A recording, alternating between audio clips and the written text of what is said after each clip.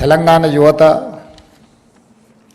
ఉద్యోగ ఉపాధి అవకాశాల కోసమే తెలంగాణ రాష్ట్రాన్ని సాధించుకోవడం జరిగింది.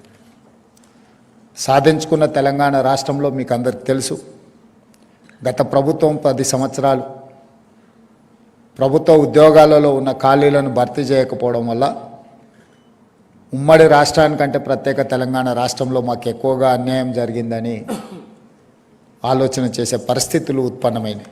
ఉమ్మడి రాష్ట్రానికంటే ప్రత్యేక తెలంగాణ రాష్ట్రంలో మాకు ఎక్కువగా అన్యాయం జరిగిందని ఆలోచన చేసే పరిస్థితులు ఉత్పన్నమైనాయి. అలాంటి పరిస్థితుల సందర్భంలో తెలంగాణ యువత సహకారంతో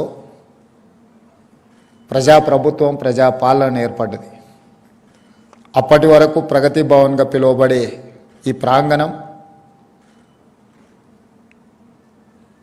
భారత పాకిస్తాన్ సరిహద్దుల మధ్య ఏ విధంగా ముళ్ళ కంచెలేసి ఎప్పుడు పహారాలు కాస్తూ సైన్యం మోహరించి ఉంటుండేనో, ఈ భవంతుల చుట్టూతో కూడా ముళ్ళ కంచెలతోటి అదే విధమైన పోలీసుల పహారాల చుట్టూత ఎప్పుడూ నిరంతరం కాపలా ఉంటుండే.